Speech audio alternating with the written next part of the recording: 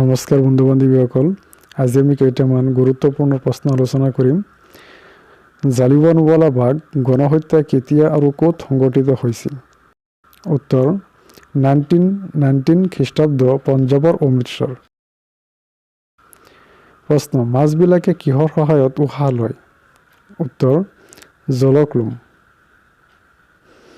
শৰাইঘাট যুদ্ধ কোন চনত হৈছিল? উত্তৰ 1671 চনত। কোনে ইনকলাব জিন্দাবাদ শ্লোগান দিছিল? উত্তৰ ভগৎ সিং। কোনে দূৰদৰ্শন উদ্ভাৱন কৰিছিল?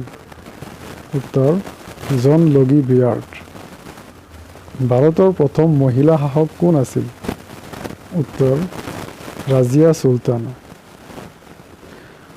প্ৰশ্ন, পোংগল কোনখন ৰাজ্যৰ উৎসৱ? উত্তৰ তামিলনাডু।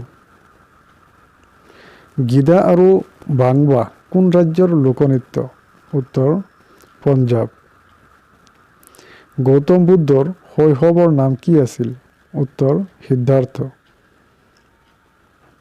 কোনটো ভিটামিনৰ অভাৱৰ ফলত নিশাৰ অন্ধত্ব হয়?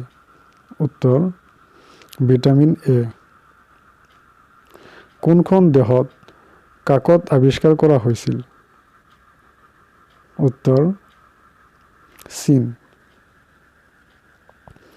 আমলখিত কোনটো ভিটামিন প্ৰচুৰ পৰিমাণে থাকে?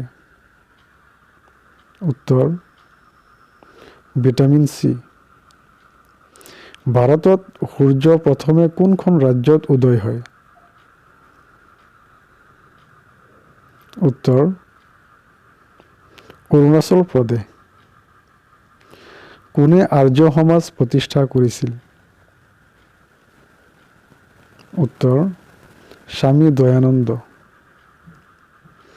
ভাৰতৰ মূল ভূখণ্ডৰ আটাইতকৈ দক্ষিণতম বিন্দু কোনটো? উত্তৰ কন্যাকুমাৰী।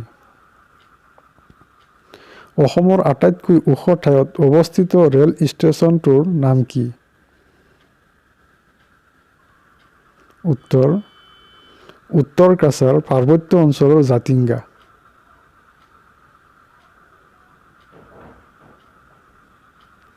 অসমৰ একমাত্ৰ আন্তঃৰাষ্ট্ৰীয় বিমানবন্দৰটোৰ নাম কি? উত্তৰ লোকপ্ৰিয় গোপীনাথ বৰদলৈ আন্তৰ্জাতিক বিমানবন্দৰ। প্ৰশ্ন, অসমীয়া সাহিত্যৰ সৰ্বশ্ৰেষ্ঠ বঁটাটোৰ নাম কি? উত্তৰ অসম উপত্যকা সাহিত্য বঁটা।